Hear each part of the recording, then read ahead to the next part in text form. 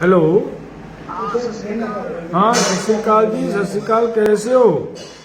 ठीक है। अभी से हम लोगों को पुलिस वैन में सुबह 10 बजे से ही घुमा रही है। नहीं, क्या कह रहे हैं आपको ये लोग? कुछ बता नहीं रहे हैं। अच्छा, कुछ नहीं बता रहे, वैसे पकड़ रखा है।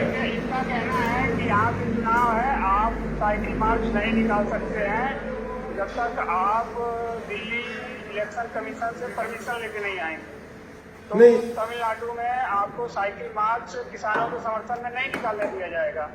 और ये बात कह के हम लोगों को गिरफ्तार कर लिए और सुबह 10 बजे से ही पुलिस वैन में बिठा रखते हैं और घुमा रहे हैं, कहीं खड़ा भी नहीं किए। अच्छा, अभी तक आपको इन लोगों ने ना तो कहीं पे किसी अरेस्ट भी नहीं किया, उसमें कोई थाने थूने में भी नहीं रखा अभी आपको? नहीं। ऐसे ही घुमा रहे हैं? हाँ। कोई अधिकारी है आपके साथ यहाँ पे कोई? नहीं, अधिकारी नहीं है, सिपाही हैं। अच्छा, सिपाही हैं केवल? हाँ। अधिकारी की गाड़ी आगे है। वो भी आपके आगे लगी हुई है? हाँ। अच्छा, वो के आगे। पुलिस वैन के आगे अधिकारी की गाड़ी भी है? हाँ। ठीक है। उनका यही कहना है कि आप यहाँ पे इलेक्शन है, इलेक्शन की वजह से आपको साइकिल रैली नहीं निकालने दी जाएगी किसानों के पक्ष में। हाँ। ये बात कही जा रही है। ठीक। कोड ऑफ कंडक्ट का मामला है। नहीं। तो रात में हमें नोटिस दिए थे, वो नोटिस हम अमृत भाई को भेज दिए हैं। नहीं, क्या कह रहे हैं मतलब ये? हेलो। हाँ। ये लोग आपको ये बात कह रहे हैं कि ये मतलब आचार संहिता का मामला है? नहीं, आचार संहिता का मामला अब इतनी जल्दी कैसे हो गया? हाँ, ये कह रहे हैं कि आचार संहिता का मामला है और आप यहाँ साइकिल मार्च किसानों के सपोर्ट में नहीं निकाल सकते हैं। ये तो पूरे देश के अपना पॉलिटिकल पार्टियां ये तो कर रही हैं। ये हमारे साइकिल मार्च से क्या हो रहा है आपको? हम ये बात उनसे कहे तो हम लोग स्वामी विवेकानंद आश्रम से जब साइकिल मार्च निकाल रहे थे तो आरएसएस के कुछ लोग और बीजेपी के कुछ लोग वहाँ हम लोगों के साथ हो हल्ला भी किए और पुलिस हम लोगों को वहाँ से डिटेन करके सुबह से ही वैन में घुमा रही है। मतलब आरएसएस के लोगों ने भी और बीजेपी के लोगों ने भी आपके साथ हो हल्ला किया? हाँ। इसका मतलब गुंडागर्दी हो रही है, इसका मतलब ये निकलता है? हाँ, गुंडागर्दी कर रहे हैं। चलिए करते हैं इसका कोई ना कोई सोल्यूशन निकालते हैं हम। हमारे साथ टच में रहना आपने। ओके भाई। ठीक है जी, ठीक है, थैंक यू। सत श्री अकाल भाई। हाँ, सत श्रीकाल जी, सत श्रीकाल।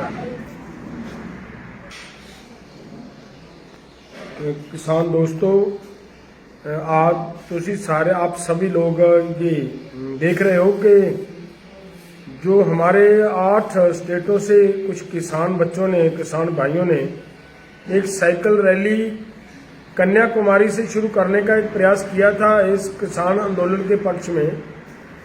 और ये यहाँ तक घबरा चुकी है ये केंद्र सरकार, ये बीजेपी की सरकार, कि वहाँ तक पहुंचकर उन लोगों को सुबह से पुलिस ने पकड़ा हुआ है और अभी तक उन्हें वहीं मतलब उसी वैन में, पुलिस वैन में घुमाया जा रहा है। अभी हमारी बात हुई है उन भाई साहबान के साथ, उन लड़कों के साथ।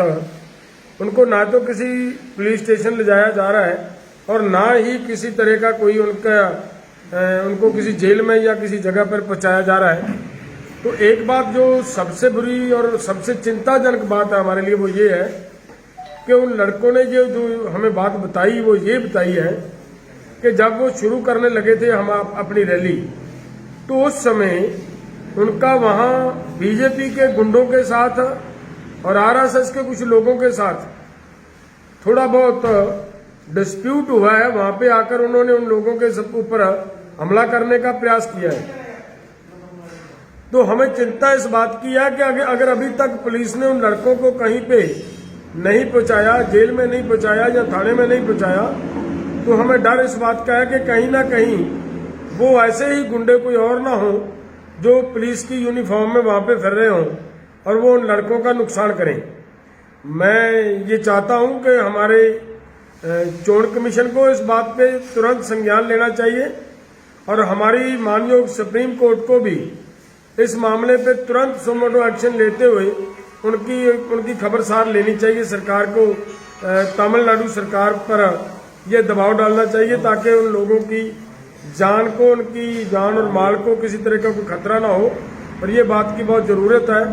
और हम संयुक्त किसान मोर्चा की ओर से उन सभी जो भी आदमी हमारे इस आंदोलन के समर्थन में कहीं पे भी प्रोटेस्ट कर रहे हैं, कहीं पे भी कुछ करेंगे, और संयुक्त किसान मोर्चा वहीं पे उनके साथ है और उनकी मदद करने के लिए हम वचनबद्ध हैं और उनकी मदद करेंगे हर हाल में।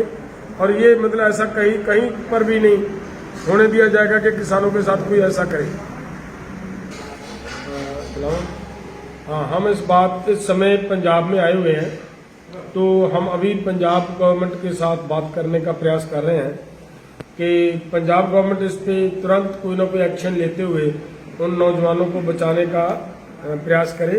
अभी हमारी कोशिश है कि पंजाब सरकार के अधिकारियों के साथ हम बातचीत करेंगे, बातचीत करके इसका कोई ना कोई सलूशन निकालने का प्रयास कर रहे हैं।